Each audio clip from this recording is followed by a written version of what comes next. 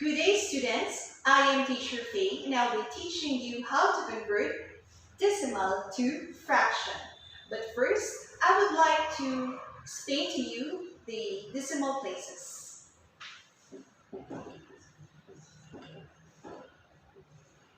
Okay, 1 is the 10th side, 2 is the 100th side, and 3 is the 1000th side.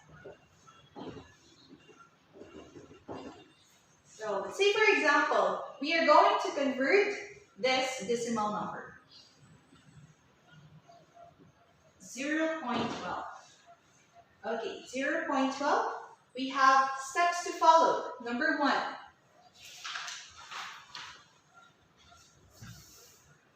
Turn it into the numerator. The number after the decimal point is our numerator. So we have 12. Next, write 1 as our denominator. So we have to place number 1 here. Next, we have count the number of decimal places and add the equivalent number of zeros to the denominator. So we have 1, 2. Okay, 100. And of course, we have to find a number that we could divide and using this. So we have 2. Could use 2. Okay, 12 by 2, we have 6. Then when I divide 2, we have 50. Could we still reduce this? Of course. We have to divide it by 2 again. Okay, the answer is 3. And 60 by 2 is 3. And 50 by 2 is 25. Is this the final answer? Yes, this is the final answer. Okay, next example. We have 2 over 5. Or 2.5. Now, how are we going to convert this into fraction? Okay, again, 5 is our numerator. Place 1 as our denominator. And then we have to count the places. We have only 1. So 1, 0 divided by, what's the number that we could divide? Of course, we have to divide by 5. So 5 divided 5 is 1. And then 10 divided 5 is 2. Is this the final answer? We have our whole number, which is number 2. So we have to place 2 here. Okay. Okay, yeah, then let's clear siya. We have our 2.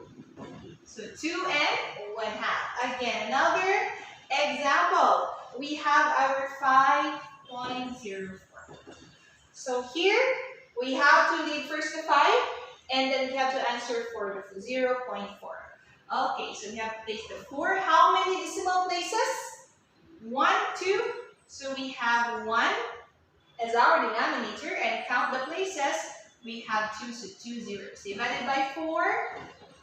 Our answer is 1 over 25. Is this the final answer? Alright, meron pa tayong 5. Okay, lalagay natin ang 5 dito. So our answer is 5 over 125. Another example. Okay, we have 3.60. 3.60. We have to solve for the 60 first. Okay, automatically numerator, place 1 as our denominator. Count the number of places. We have, okay, 1, 2, so 60 divided 100 divided by 10. Okay, 60 divided 10, we have 6. 100 divided 10, we have 10. Can we still divide this number? Yes, because we divide this number by 2. Okay, so 60 by 2, we have 3. 10 divided 2, we have 5. So is this a final answer? We still have the whole number, so our answer is 3 and 3/5.